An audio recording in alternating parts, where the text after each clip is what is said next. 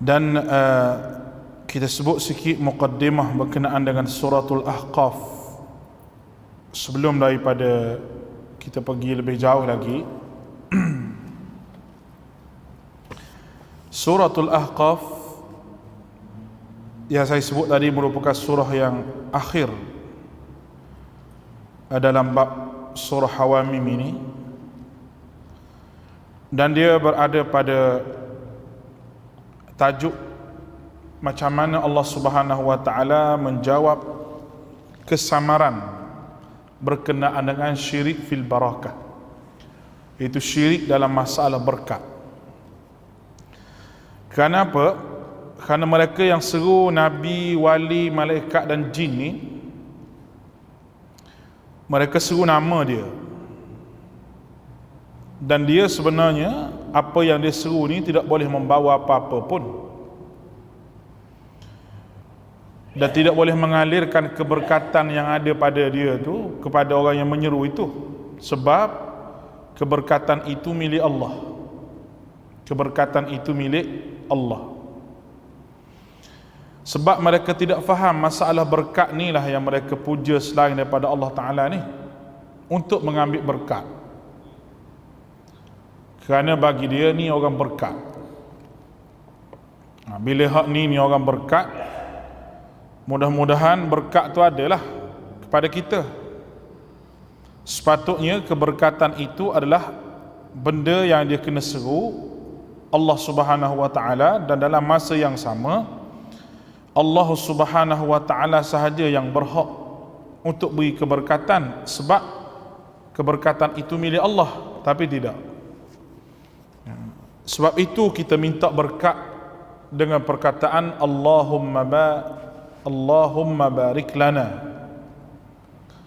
Allahumma barik lana. Ya Allah, berkatilah. Allahumma barik lana, kita minta dah. Ya Allah, berkatilah kami. Wa barik lana, kita minta, berkatilah kami. Oleh sebab itu, kesamaran akhir surah Ahqaf ini ialah menyeru, mereka menyeru nabi, wali sebagai mengambil berkat. Maka Allah Ta'ala sebut dakwah kepada surah itu berada pada ayat yang ke-28. Ayat yang ke-28, dia punya tajuk kepada surah hak kita nak baca ni berada pada ayat yang ke-28. Cuba kita tengok sikit ayat 28 sementara kita nak baca ayat yang pertama tu. Itu falaula nasarahumullahu ittakhadh falaula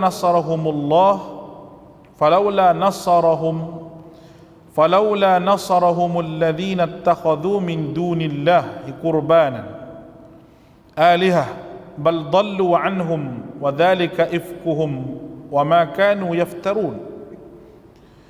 Maka mengapa mereka sembah selain daripada Allah? Mereka sembah selain Allah sebagai ilah untuk mendekatkan diri. Jadi kita pergi bersalam dengan orang nak ambil berkat apa semua tu, kita tak pergi bersalam dengan orang baru keluar lepas baru keluar kelab malam, betul tak? Baru keluar tempat judi ke, kita kata ambil berkat sikit, kita mesti dalam kepala kita tak berkat dia ni. Kalau tidak, takkan kita pergi bersalam dengan dia. Kita kata salam ni atas dasar keikhlasan kita nak kenal dia.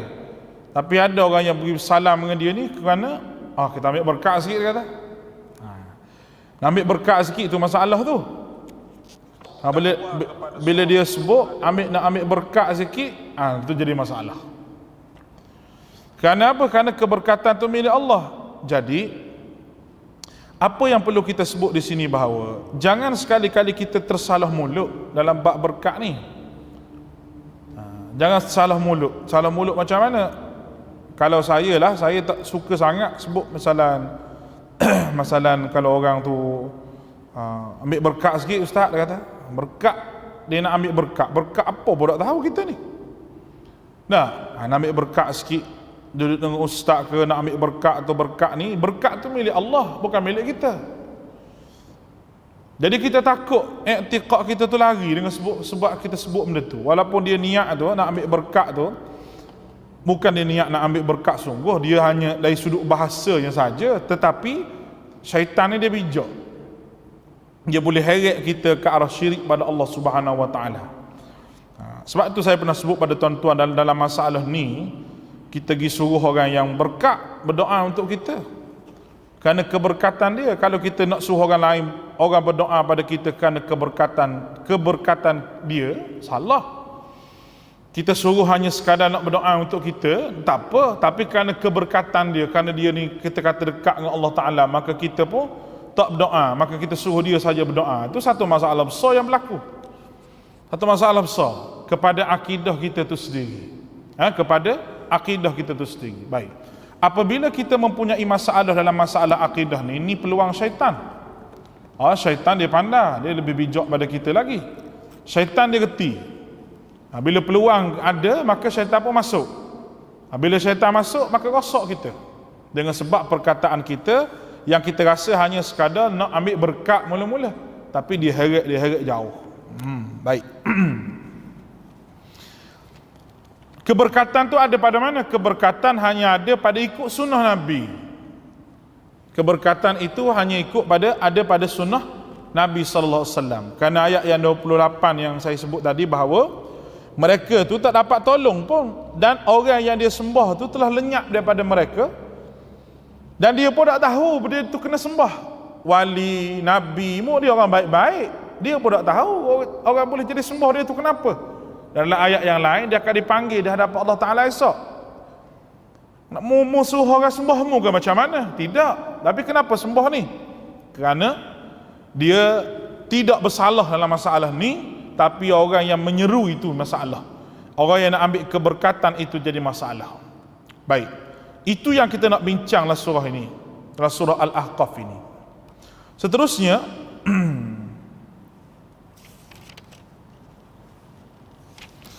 firman Allah Ta'ala, kita baca.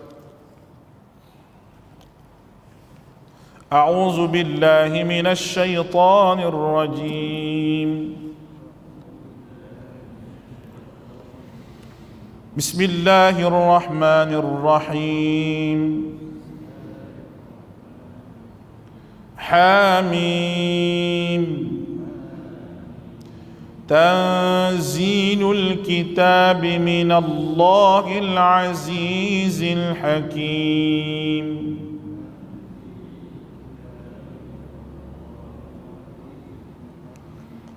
ما خلقنا السماوات والأرض وما بينهما إلا بالحق وأجل مسمى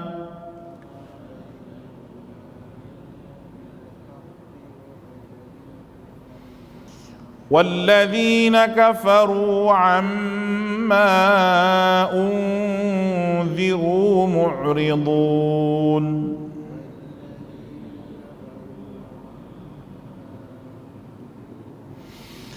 قل أرأيتم ما تدعون من دون الله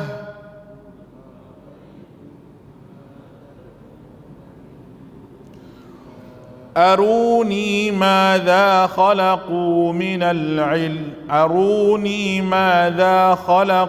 من الأرض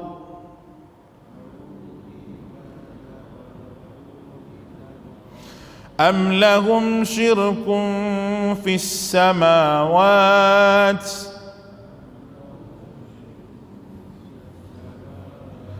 ائتوني بكتاب من قبل هذا أو أثارة من العلم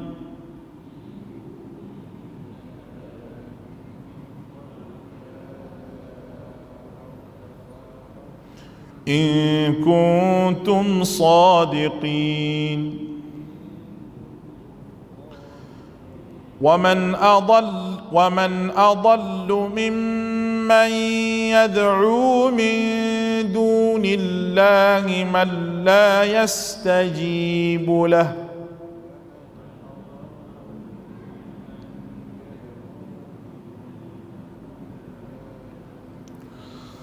من لا يستجيب له إلى يوم القيامة وهم عن دعائهم غافلون.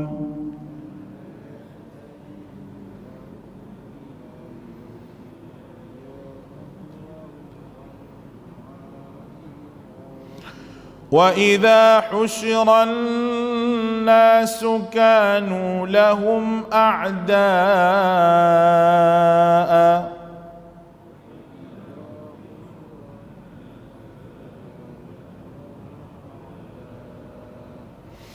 وكانوا بعبادتهم كافرين.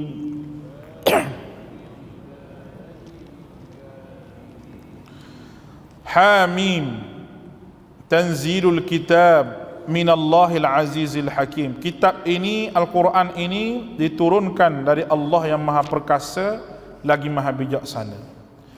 Baik, itu ayat yang kedua sebagai muqaddimah. Hamim, ayat pertama muqaddimahnya dalil akli yang Allah Ta'ala nak beritahu kepada kita, dalil yang Allah Ta'ala nak beritahu bahawa Al-Quran Allah Subhanahu Wa Ta'ala turunkan, Allah yang Maha Perkasa, dan daripada Allah ni untuk belajar, untuk taat pada Allah Subhanahu Wa Ta'ala, untuk menghindarkan syirik yang manusia duk pegang dalam jiwa manusia tu. Ni tujuan Allah Ta'ala menurunkan Al-Quran daripada Allah yang Al-Aziz, yang hebatnya tidak ada tolak banding, Hakim, lagi amat bijaksana. Dan yang kedua, Allah Subhanahu Wa Ta'ala sebut dalil akli yang pertama, iaitu dalil yang mana Allah Subhanahu Wa Ta'ala sebut, ingatlah, tidak kami ciptakan langit dan bumi serta antara keduanya melainkan dengan ada gunanya yang benar dan ada masa penghujungnya yang tertentu, padanya dijalankan pembalasan, dan orang-orang kafir berpaling daripada menerima peringatan dan diberikan kepada mereka itu. Baik, lepas daripada itu, Al-Quran Allah Ta'ala sebut diturunkan di sisi Allah Subhanahu Wa Ta'ala. Dan bukan sahaja Al-Quran, tidak kami buat langit bumi ini, tidak buat saja-saja. Kami buat langit bumi ini bukan main-main. Kami nak sabitkan, aku nak sabitkan wahai manusia dengan kebenaran, bahawa makhluk atas muka bumi ini ada orang yang menciptakan, bukan jadi dengan begitu saja. Sebagaimana bumi mu boleh tengok, sebagaimana langit mu boleh tengok, wahai manusia, wa ajalim musamma, dan di waktu dan tentukan, ini sampai waktu ditentukan, tidak kurang tidak lebih. Semua ni tanda untuk aku beritahu kepada kamu bahawa bumi ni tak jadi sendiri, langit tak jadi sendiri, aku buat. Sebagaimana aku boleh buat langit yang besar, bumi yang besar sebagai hamparan langit yang tinggi, maka tidaklah pelik untuk aku buat kamu hak halus ni wahai manusia. Oleh kerana itu, ikutlah Quran yang aku buat turun. Jadilah hamba kepada aku, ambillah berkat hanya pada aku saja. Baik, tapi walladzina kafaru amma unziru mu'ridu, tapi orang-orang kafir berpaling daripada peringatan yang datang kepada mereka. Ini mereka menghindarkan Al-Quran itu setelah Al-Quran itu tunjuk kepada mereka. Sepatutnya mereka tak jadi ganah lah dengan Nabi ni. Sepatutnya mereka jadi orang baik sebab ada Quran. Tapi mereka jadi jahat kerana mereka berpaling daripada Al-Quran. Dan orang kafir itu tidak mahu Al-Quran itu masuklah jiwa dia.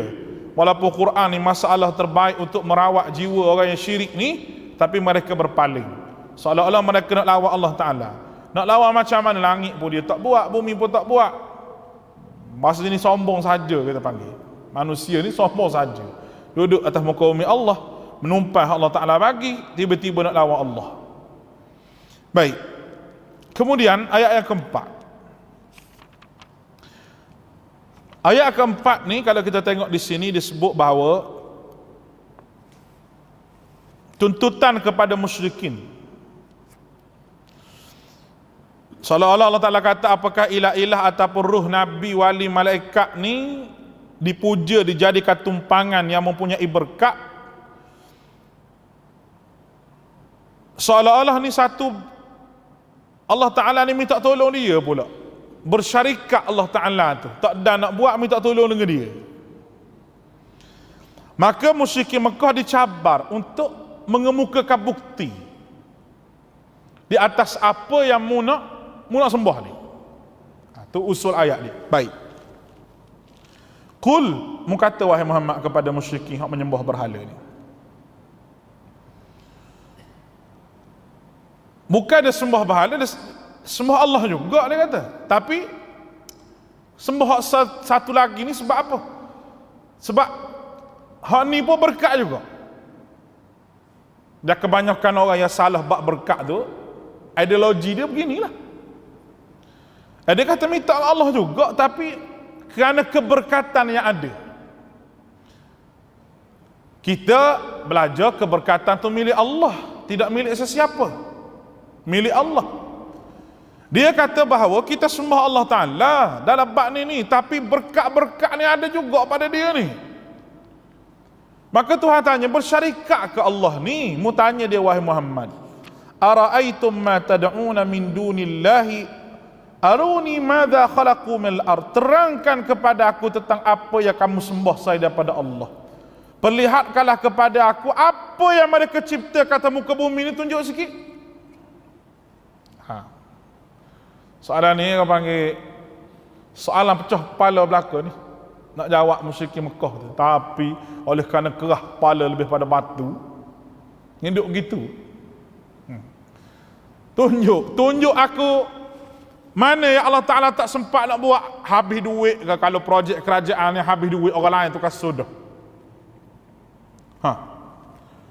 Takut-takutlah Tuhan ni ada minta bantuan dengan dia sikit. Minta bantuan dengan dia.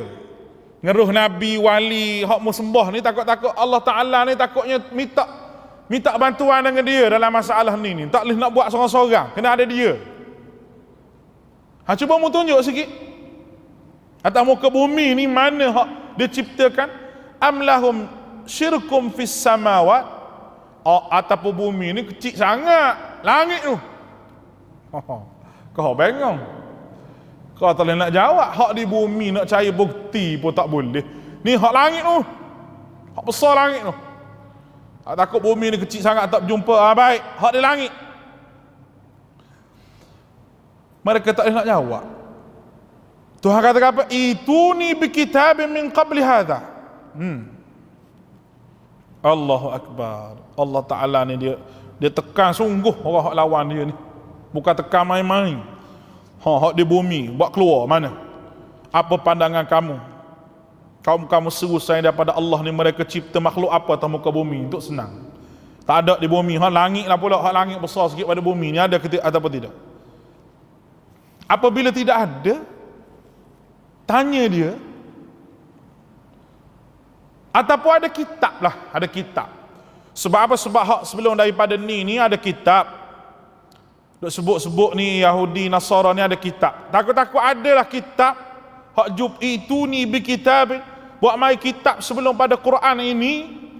Ya suruh sembah Nabi, wali, berkat ni, minta berkat ni, cuba mari. Au atharam, ataupun tak. Kalau tak ada kitab pun sikit lah, sikit. Athar maknanya sikit cebisan-cebisan. Tuan-tuan perasan Allah Ta'ala dia sebut gini ni bukan nak suruh mari. Sebut bahawa mu tak payah carilah, mu tak boleh nak lawan aku. Tu makna dia. Maknanya siapa sebesar-besar langit ataupun au atharan minal ilm, sikit yang aku nak bukti yang mu kata boleh sembah, boleh ambil berkat lain pada Allah ni, sikit je, tak banyak pun. Kalau langit besar sangat, bumi besar sangat, kitab pun tak ada. Mungkin mu buat musyrikin Mekah tak ada kitab. Yahudi Nasara bolehlah ada kitab, sikit-sikit. Maknanya saya daripada sebesar-besar bukti, siapa sehalu-halu bukti, kamu nak lawan aku wahai manusia, nak kata orang lain ada berkat lebih pada aku, tak dapat. Ya Allah, tengok Tuhan dia tekan sungguh manusia siapa tak gerak.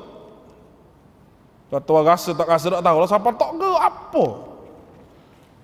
Nak bukti sangat, nak ambil berkat sangat. Aw athara min ilm in kuntum sadiqin, jika kamu benar, jika kamu ada dalil baik akli ataupun nakli, kebenaran hak ada padamu, hak lagi nak tengok setara mana. Nak buat mari macam mana, hak kecil hak besar pun tak jumpa cari. Sebab apa? Sebab tadi Tuhan sebut dah, aku buat langit bumi. Mula-mula dia kata aku ni bersyarikat ke dengan hak mu sembah tu. Pertama dia terjauh hati.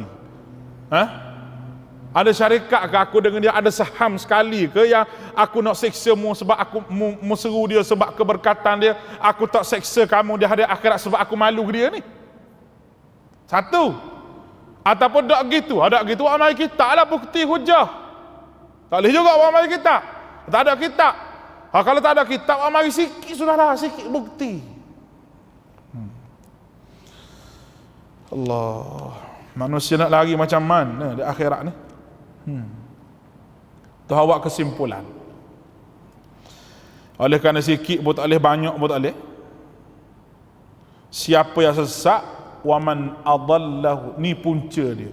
Maka siapakah yang lebih sesat daripada orang yang menyembah sembahan lain daripada Allah, yang tidak dapat memperkenankan doanya sampai ke hari kiamat, dan mereka lalai daripada memperhatikan doa mereka itu. Yakni orang yang lebih sesak melebihi orang ni, iaitu apabila mereka minta kepada sesuatu yang mana dia tu sendiri tidak boleh memperkenankan hajat dia.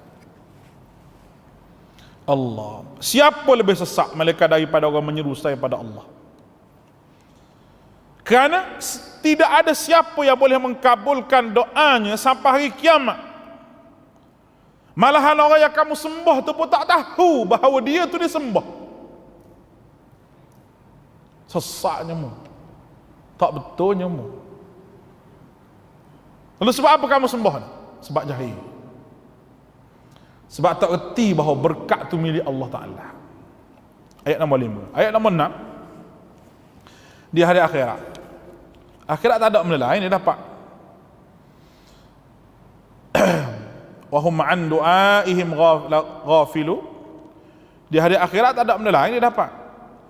Wa idza husyiran nas kanu a'da'an wa kanu bi'ibadatihim. Itu bila Allah Ta'ala himpun di hari akhirat esok, hari kiamat, apa hak dia dapat? Allah Ta'ala kata apabila dikumpulkan pada hari kiamat, nescaya sembahan mereka itu menjadi musuh kepada mereka dan mengingkari pemujaan-pemujaan mereka. Tengok Allah Ta'ala sebut. Maknanya apa? Maknanya akhirat esok, ruh Nabi, ruh wali ni baik, tapi mugi sembah dia, akhirat ni dia akan marah pada kamu. Sembah aku apa? Aku tak ajar apa pada kamu? Susah juga di akhirat esok. Kenapa kamu sembah aku? Aku ajar pun tidak, aku nak suruh buat apa pun tidak, semua tidak. Lepas tu sembah juga, kenapa? Nak cari pasar. Sembahan yang dia sembah tu sendiri tidak sama sekali tahu bahawa dia tu disembah. Di hari akhirat marah pula kawan tu, kenapa kamu sembah? Jelas. Ayat nombor 7. Ayat yang ke-7 ni, tuan-tuan, rungutan Allah Subhanahu wa taala. Baik, kita baca. Wa idza tutla alaihim ayatuna bayyinat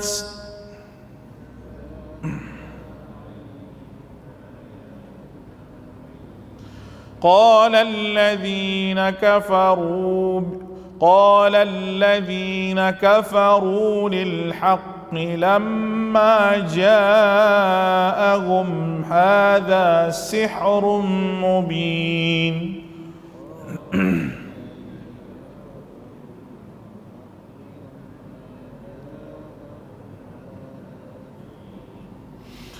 أم يقولون افتراه قل إن افتريته فلا تملكون لي من الله شيئا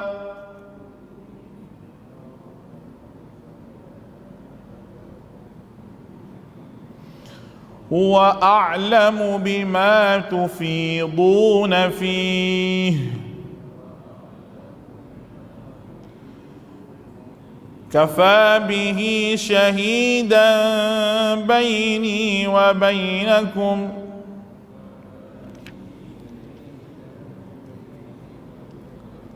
وهو الغفور الرحيم قل ما كنت بدعا من الرسل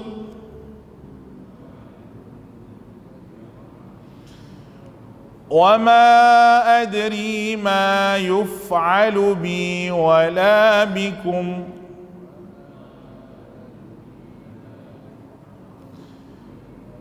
إن أتبع إلا ما يوحى إلي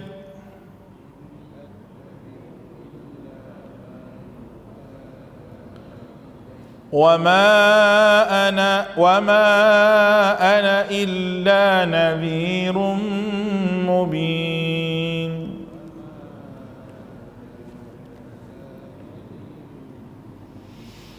Allah. Baik. Ayat yang ketujuh. Ayat yang ketujuh ni Allah Ta'ala sebut syikayah, rungutan Allah. Dan apabila Allah Ta'ala baca kepada mereka yang kafir ni ayat Al-Quran yang jelas lagi nyata, ayatuhu bayyinat, jelas lagi nyata. Qala alladhina kafaru, berkatalah mereka berkenaan dengan kebenaran Al-Quran ini, bila sampai kepada mereka dia kata ini sihir. Allah Ta'ala sebut dulu bila Quran ni hak betul ni dibaca kepada mereka dia kata sihir. Sihir ni mana apa? Kalau orang dengar orang tikah hati. Macam mana Muhammad boleh kumpul ramai-ramai semata-mata nak dengar baca Quran, kalau tidak benda tu sihir. Sihir dia kata. Baik, lepas dia kata sihir, huwa a'lamu bima tufiduna fih am yaquluna iftarah. Allah Ta'ala sebut, bahkan mereka mengatakan dia Muhammad telah mengada-adakan Al-Quran. Muhammad buat Al-Quran ni. Sihir satu, Muhammad buat. Jawab dia Muhammad, jika aku yang mengadakan Quran ini, aku tidak boleh menahan azab Allah daripada kena aku, sebab kalau aku ke Quran, teruk aku kena.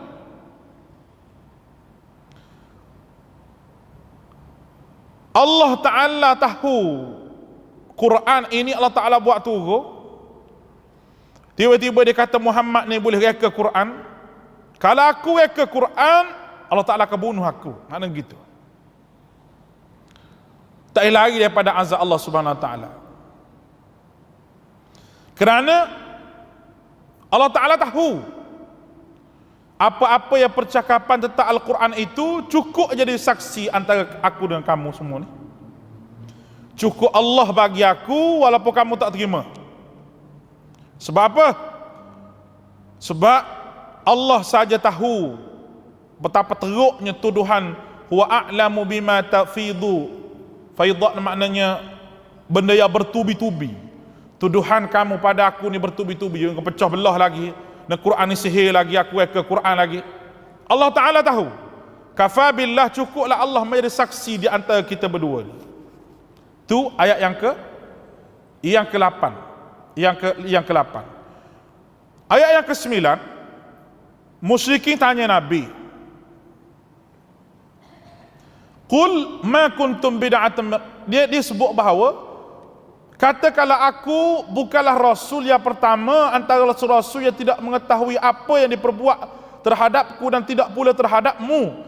Dan aku tidak lain hanyalah mengikut apa yang diwahyukan kepadaku, dan tidak lain hanyalah pemberi peringatan yang diperjelaskan kepadaku. Baik, kita perhati ayat ini betul-betul. Jelas bahawa ayat ini tuan-tuan dirahmati oleh Allah nak beritahu bahawa kepada kita semua bahawa Nabi SAW tak tahu benda gaib. Hanya Allah Subhanahu Wa Ta'ala sahaja tahu benda gaib. Iaitu musyrikin Mekah tanya Nabi, tanya benda-benda hak pelik. Itu dia punya asal dia. Dia tanya Nabi, kalau mau tahu Muhammad, aku ni keturunan mana? Satu, Kalau mau tahu Muhammad, unta aku hilang. Mana unta aku kalau mau tahu? Tanya bak unta, tanya bak keturunan, tak ada kerja sungguh. Mojolah Nabi ni sabar tak. Kalau pok-pok kita ni nampak mapuh dah. Tanya aku ni dah. Mojo Nabi ni Allah Ta'ala atur dia betul-betul untuk rahmatan lil alamin kita sebut ni. Baik. Dalam satu riwayat dia kata, aku asal daripada mana? Unta aku duduk di mana? Allah Ta'ala nak bagi tahu bahawa Nabi ni dia tak tahu. Kerana pemikiran orang jahil, bisikan daripada orang jahil ni, orang alim jangan tengok mata dia sebab dia tahu kita. Betul-betul pernah dengar ucapan kita tak? Kalau nak pergi kat orang alim, dia kata jangan tengok mata dia, jangan bagi dia tengok tangan, jangan bagi. Sebab apa? Oh, kalau dia tengok mata awak habis dia tahu. Dalilnya duduk dalam ayat ni bahawa Nabi pun tak tahu. Sama aku macam Rasul sebelum pada ni, tak tahu. Kalau mu tak terima aku jadi Rasul, sebelum ni ada Rasul dah, orang tak terima juga. Kalau mu kata aku sihir, Rasul sebelum ni pun begitu juga. Bahawa aku tidak tahu, sebarang aku tidak bersyarikat dengan kawan-kawan, tidak, aku tak tahu pun. Semua ni Allah Ta'ala sahaja yang tahu. Kul ma kuntum bid'an minar rasul, bahawa aku bukan Rasul yang pertama di antara kamu. Sebelum pada ni ada dah. Syariat aku ni bukan syariat yang baru. Sebelum pada ni kamu pernah dengar dah Rasul. Dan wa ma adri bima yuf'alu bi wala bikum, dan aku tidak mengetahui apa diperbuat terhadapku. Diri aku sendiri pun aku tak tahu nak jadi apa lepas ni. Sah aku nak tahu kamu? Hak mari tanya kat aku ni unta duduk di mana, apa duduk di mana ni? Ayat ni jelas, Nabi pun tak tahu. Hatta diri dia sendiri, tiba-tiba kita tahu, Tok Guru ni tahu, Tok Guru ni tahu, Tok Guru ni tahu. Mengaruk belaka pok-pok ni. Mengaruk. Lepas tu dia katalah jangan dia tengok mata, jangan tengok mata Tok Guru tu, jangan tengok. Apa kalau tengok mata sudah lah, kata dia tahu habis awak buat apa. Tahu jing dia duduk pera tu. Kiri kanan tu. Allahu Akbar. Kemudian habis bahagian tu, wa ma adri ma yaf'alu bikum wala bikum in attabi'u illa ma yuhani. Aku tidaklah hanyalah mengikut sahaja diwahyukan. Aku tak lagi ke. Aku dibenarkan untuk mengikut sahaja. Tuan-tuan, ni adalah benda yang penting ni. Benda yang penting bahawa Nabi SAW diperintah untuk ikut sahaja benda yang dia disuruh oleh Allah. Lepas tu wa ma ana illa nadhir, dan aku memberi peringatan. Kalau mu tak ikut aku, Allah Ta'ala suruh ni, jagamu. Ini tugas aku. Bila kita kata Nabi hanya diperintah apa yang disuruh perintah, ikut benda yang hanya disuruh oleh Allah Ta'ala, bagaimana dengan orang yang buat suatu ibadah yang Nabi pun tak buat? Bermakna dia telah buat benda yang tidak diperintah oleh Allah. Lepas tu dia buat mari dalil lah. Buat mari dalil tu kerana dia jahil sebenarnya. Walaupun ada ilmu tapi dia jahil. Tapi dia jahil. Jahil kat mana? Jahil akidah. Penuh ilmu di dada pun tapi jahil akidah. Itu kesimpulan yang boleh kita buat. Memang betul-betul jahil. Kalau tak jahil dia tak buat benda gitu. Kalau dia tak jahil akidah, dia tak buat benda lagi tu. Dia tak buat benda yang Nabi tak ajar. Sedangkan Nabi kata, in atab, aku hanya disuruh mengikut apa yang Allah Ta'ala suruh je. Semayang begini, aku buat begini. Hak gini-gini, aku buat begini. Tu je Allah Ta'ala suruh aku. Oh, dia tak buat hak Nabi, tak buat, sahabat pun tak buat, tabi'in tak buat. Oh, dia buat. Lepas tu kata, apa salahnya? Tak ada dalil kata haram. Oh, hak lagu ni mudah nak jawab. Cuma mari dalil kat aku kata haram solat subuh 3 rakaat mari. Hari ni aku nak sembahyang subuh, pagi esok 3 rakaat. Cuba bawa mari dalil kata haram. Sama hak mu duk hujah tu. Kenapa tak boleh buat tu? Tak ada dalil pun kata haram. Lah ni aku nak sembahyang subuh 3 rakaat ni. Buat mari dalil juga. Ada ke tak haram? Terberok tak ada cari. Tak payah pakai modal lah, kita pakai modal tula. Ya? Kalau kamu tanya aku, kenapa tak boleh buat? Ibadah tu harus ada dalil baru jadi haram. Mana hak kata haram? Kami buat ni kerana apa? Kerana ini adalah benda yang baik. Apa salahnya kami buat? Baik, aku nak sembahyang subuh 3 rakaat ataupun 2 rakaat setengah. Aku nak salam sambil rokok setengah. Cuma buat mari dalil pada aku, cuba buat mari dalil. Kalau tak kata buat mari dalil. Cuba buat mari dalil pada aku kata haram. Buat mari. Tak boleh cari dah, tak boleh cari, duk senyap sudah lah. Orang dia kalau dia tak bercakap, orang tak tahu je bodoh. Duk senyap. Makan nasi pak cik? Makan, bagi nasi. Dah gai pak cik? Dah gai, bagi air. Tapi kalau orang dia bercakap, oh tahu lalu dia ni bodoh ni. Ngaji tinggi-tinggi bercakap macam orang bodoh. Siapa ustaz tak tahu, siapa cari sendiri. Baik, tu benda dia. Wa ma ana nadhir, aku hanya beri peringatan. Beri peringatan di atas apa yang orang tak ikut aku tadi. Tu je.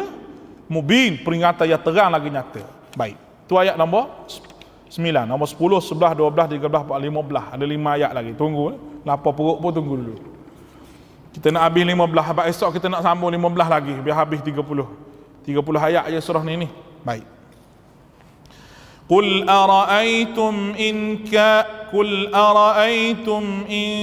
كان من عند الله وكفرتم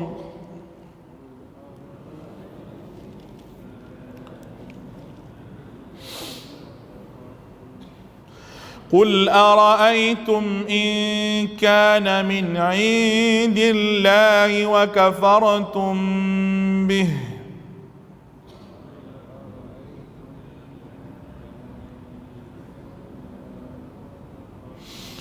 وشهد شاهد من بني إسرائيل على مثله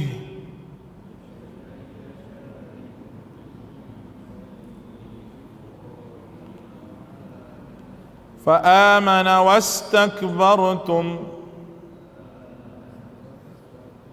إن الله لا يهدي القوم الظالمين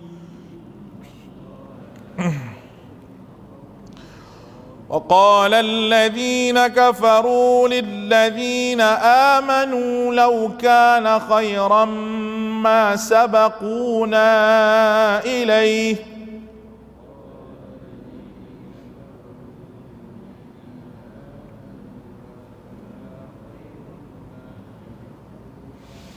وإذ لم يهتدوا به فسيقولون هذا إفك قديم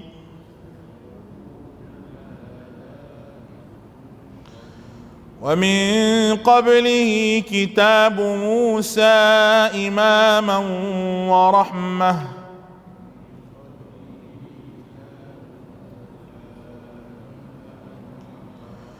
وهذا كتاب مصدق لسانا عربيا لينذر الذين ظلموا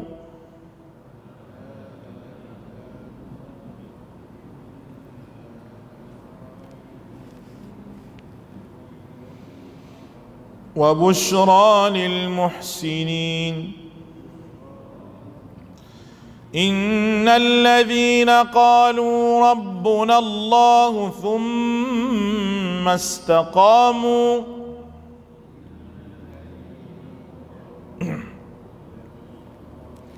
فلا خوف عليهم ولا هم يحزنون أولئك أصحاب الجنة خالدين فيها جزاء بما كانوا يعملون Baik. Kemudian ayat yang ke-10, kamu tak suka pada Al-Quran ni sampai kamu lawan Quran. Baik. Katakanlah terang kepadaku bagaimana pendapat kamu jika Quran itu betul. Hak kata sihir apa tu? Tak apalah.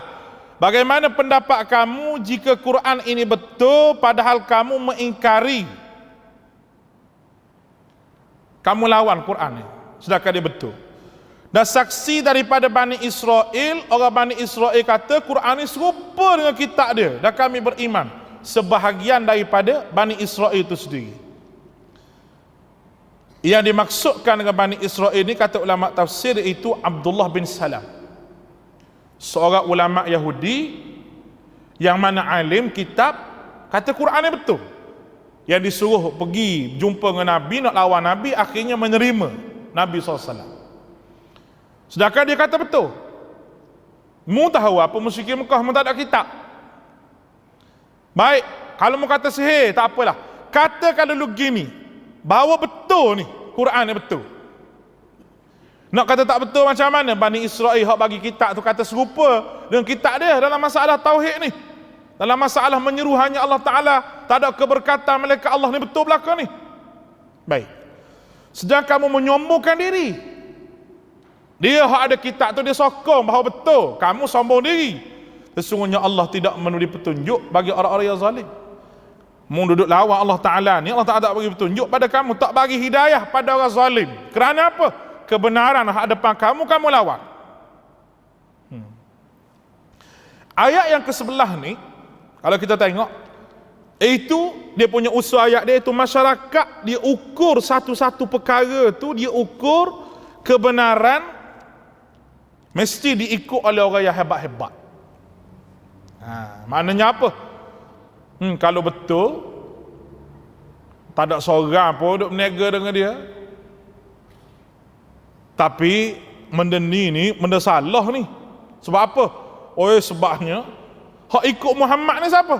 Dan orang kafir berkata kepada orang beriman, kalau sekira Quran adalah sesuatu yang baik, tentu mereka tidak menanduli kami beriman kepadanya. Maknanya apa? Kami ni orang hebat-hebat, orang ada harta. Hak beriman dengan Quran orang susah, miskin. Kalau Quran ni betul, tak dah kira dah kami dululah semua beriman. Allahu Akbar. Jadi ukuran orang nak terima Quran ni mulia tak mulia dengan ukuran dunia. Sebab apa? Sebab kepala otak dia tu duduk dunia penuhlah kepala tu. Hak tu jadi gitu tu. Seolah-olah nak ikut ni kena ada kedudukan. Memanglah hak terima Islam ni hak susah saja pada peringkat awal. Susah. Orang miskin.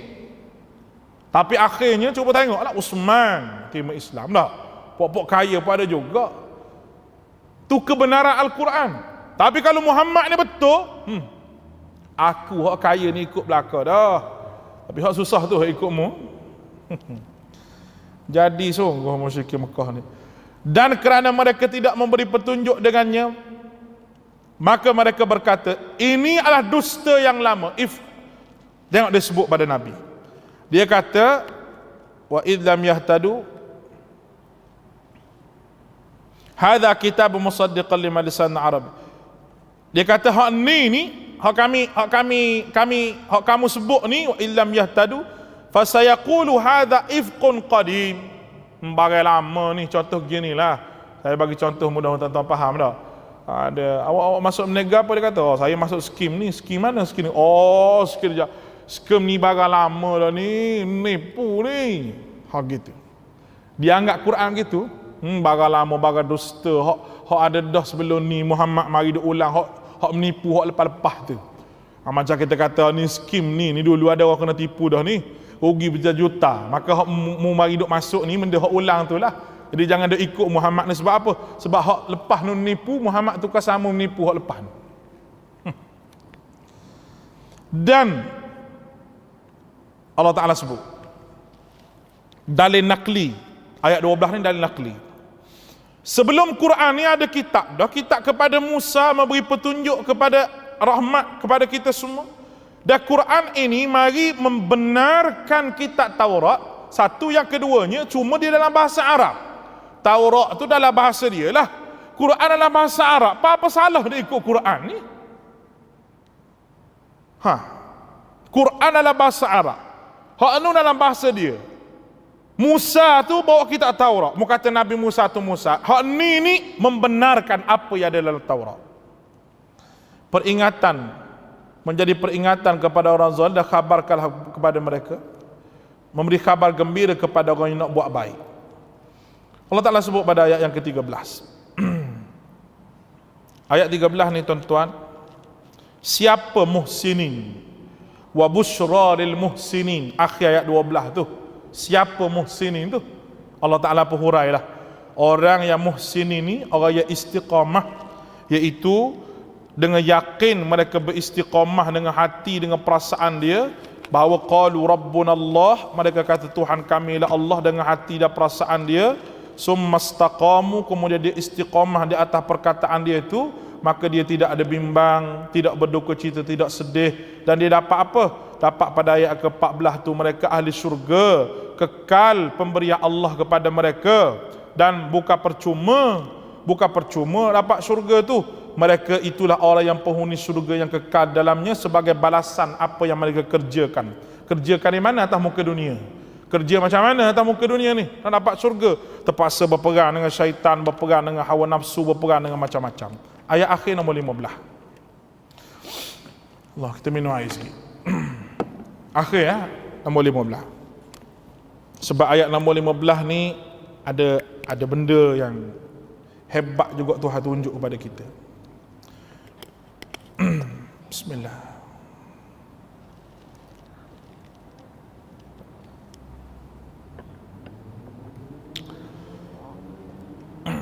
Allah Subhanahu wa ta'ala nak tunjuk,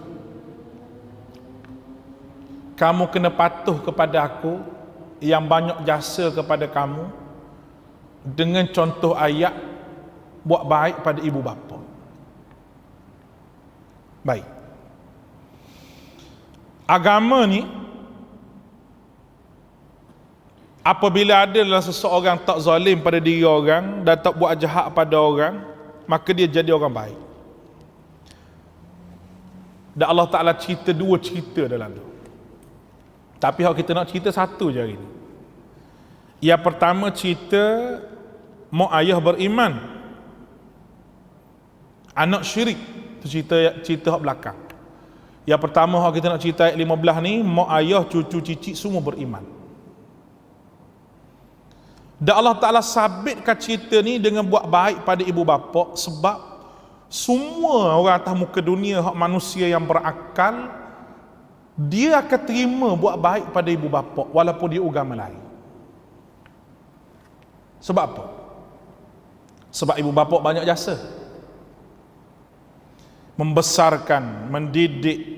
Sanggup mak ayah ni tak makan sebab anak nak makan, sanggup mak ayah pergi tengah panas cari kerja kerana anak lapar. Boleh terima tak semua manusia begitu? Boleh terima tak? Boleh tak? Semua manusia boleh terima. Dan manusia atas manusia tak ada agama pun soal mak bapak ni, tak boleh, kena buat baik. Kena buat baik. Baik. Kenapa mak bapak pun boleh buat baik? Sebab banyak jasa pada kamu. Allah Ta'ala kata, dah aku ni banyak jasa kamu ni. Bukan sikit. Dalam perut makmu tu, aku letak. Keluar, kamu tak boleh minum apa kecuali minum susu je. Ada ke keluar makan burger McD kali? Ada bukan keluar tu, makan burger McD, muak lekak mapuh anak tu. Lah, mati dia. Kena minum susu pula ada tempoh dia. Ni dia sebut ni lepas ni. Baik, jasa aku yang pelihara kamu, kamu tak nampak. Jadi Allah Ta'ala nak tengok, nak suruh kita beriman. Orang ni, orang hak lawan Allah nak suruh dia beriman supaya mu tengok mak bapakmu yang pelihara kamu, yang banyak jasa. Lepas tu aku ni, hak di sebalik mak bapak kamu ni, kenapa tak mau percaya pada aku? Tak mau terima Quran. Ni saya nak beritahu bijaknya Quran ni, siapa dia sentuh psikologi manusia siapa tahap tu. Baik. ووصينا الإنسان بوالديه إحسانا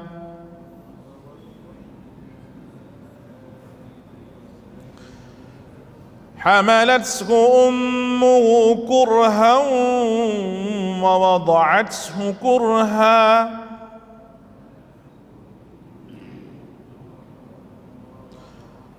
وحمله وفصاله 30 شهرا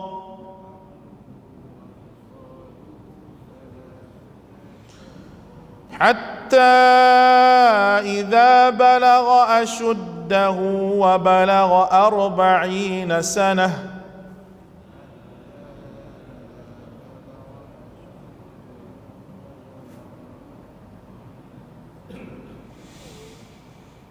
قال ربي أوزعني أن أشكر نعمتك التي أنعمت علي وعلى والدي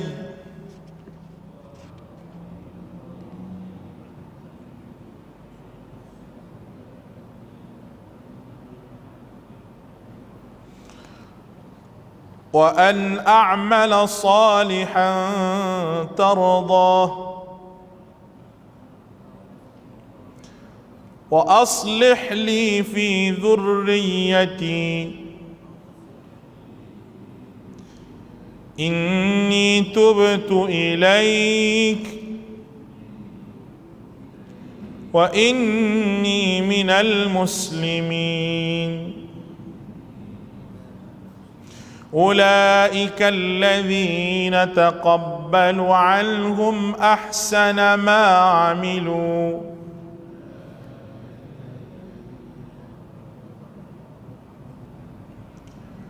ونتجاوز عن سيئاتهم في أصحاب الجنة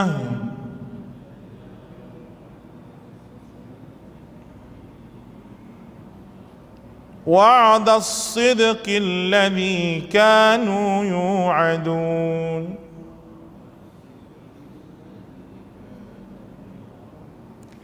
Baik, kita baca makna ni. Allahu Akbar. Dan kami perintah kepada kamu supaya buat baik pada kedua ibu bapa kamu, ibu yang mengandungkan kamu dalam keadaan susah payah. Susah payah ni makna apa? Dalam keadaan ibu tu tak suka. Kurhan ni makna tak suka. Mengandung ni tak suka, kena alahan, kena susah. Wa wada'athu kurha, dan nak apa ni orang panggil bersusah payah pula nak melahirkan kamu. Dan dengan mengandung sampailah menyusu dalam tempoh 30 bulan. 30 bulan makna apa? Kalau mengandung 7 bulan, maknanya kena menyusu 23 bulan. Nah, sampai 30 bulan. Tu Al-Quran ajar pada kita dalam tempoh tu. Kalau mengandung 7, kalau mengandung 9, kira sendirilah tu. Sampai berapa? Sampai 30 bulan. Itu orang panggil tahap kematangan, tahap nak dapat susu yang sempurna. Dan anak itu akan menjadi cerdik dengan sebab cukup susu. Apabila dewasa, umurnya sampai kepada 40 tahun, dia berdoa. Orang baik ni, ya Rabb, tu ambil doa ni balik, tolong hafal. Tolong hafal. Sebab apa? Sebab saya nak sebut bahawa ni doa makbul. Doa yang makbul, doa yang diterima Allah. Sebab Allah Ta'ala ajar. Apa makna dia? Ya wahai Tuhan kami, an ashkura ni'mataka allati an'am, sungguhnya aku mensyukuri nikmat Engkau kerana Engkau beri kepada aku kedua ibu bapa, supaya aku buat amal yang soleh yang Engkau redai. Berilah kebaikan kepadaku dengan memberi kebaikan kepada anak cucuku. Sesungguhnya aku bertaubat kepada Engkau, sesungguhnya aku termasuklah golongan yang berserah diri. Mereka itulah orang yang kami terima amalan mereka, amal baik mereka yang telah mereka kerjakan, dan kami ampuni kesalahan-kesalahan mereka bersama penghuni-penghuni surga sebagai janji yang benar dijanjikan kepada mereka. Baik, Allah Ta'ala ajar kita, kalau kita ni jenis orang yang faham bahawa keadaan ibu kita mengandung susah, walaupun tak suka tapi mengandung. Manusia pun begitu. walaupun tak terima di nafsu dia ni, sebab ingat ke akhirat, dia sanggup buat. Boleh faham ni? Di sebalik mengandungnya mak bapak tadi saya sebut tadi, di sebalik buat baik dengan ibu dan ayah. Bila buat baik dengan ibu dan ayah, kenapa tidak? Sebab apa buat baik ibu ayah ni? Sebab dia berjasa pada kita. Kenapa tidak mentahui ke Allah banyak berjasa lagi? Sebab buat baik dengan pada ibu ayah ni semua manusia boleh terima. Yang pertama. Yang kedua, susahnya mak kita mengandung, jasa dia ni tak boleh nak buat apa dah. Jasa. Susahnya kita duduk atas muka dunia ni taat pada Allah Ta'ala. Walaupun benda yang diri sendiri kadang-kadang tak suka benda tu, tapi kerana Tuhan marah, kita sanggup buat. Kita sanggup tahan diri kita daripada Tuhan marah, walaupun nafsu kita nak. Maka layak dapat syurga akhirat yang disebutkan tadi. Oh, layak dapat syurga akhirat. Sebab apa? Sebab dia sanggup. Wafisaluhu 30 syahra, sampai tempoh mengandung 30 bulan. Idza balagha asyud, apabila sampai kematangan yang betul-betul matang manusia, umur 40. Nescaya Tuhan ajar doa yang makbul. Allah, dia minta Allah, ya Allah, pada ibu bapa minta nikmat. Apa dia? Aku berasa nikmatnya Allah ibu bapa aku ikut syariat, aku boleh ikut syariat. Nikmat pada Allah itu kita taat dan berbuat baik pada Allah Ta'ala. Kita minta nikmat, kita minta lah doa tu, cuba tengok. Rabbi auzi'ni an ashkura, aku bersyukur dengan nikmat kamu. Nikmat kamu iaitu nikmat engkau beri aku taat. Yang keduanya, allati an'amta alayya wa ala walidai, aku boleh jadi taat kepadamu dan kedua ibu bapa aku. Boleh taat kepadamu, dia yang ajar aku ni supaya taat ni ya Allah. Dan tidak lupa juga hak lepas pada aku ni, wa a'mal salihan tarda, dia hak ajar kepada aku amal soleh yang kau redai. Wa aslih li fi zurriyyati, hak belakang ni macam mana ni? Wa aslih li fi zurriyyati, perbaikilah zuriat keturunan aku supaya kebaikan itu ada juga pada aku dan juga ada juga pada ibu bapa aku. Dan aku kembali padamu, bertaubat padamu ya Allah. Maka Allah Ta'ala sebut golongan ini Allah Ta'ala makbulkan dengan kebaikan, kami maafkan kesalahan dan dapat syurga Allah Ta'ala. Maka orang yang baca doa ni dengan yakin, dengan penuh redha, dengan penuh ikhlas, Tuhan ubah diri dia, nikmat mak bapak dia, zuriat keturunan dia lega. InsyaAllah kita sambung malam esok. Dan kita ulang balik wawasaina ni ada 2-3 perkara lagi yang saya nak sebut malam esok, dan kita habiskan sampailah habis surah Al-Ahqaf ini, iaitu 32 ayat lebih kurang dalam belah-belah ayat lagi esok insya-Allah. Wallahu a'lam. Assalamualaikum warahmatullahi wabarakatuh.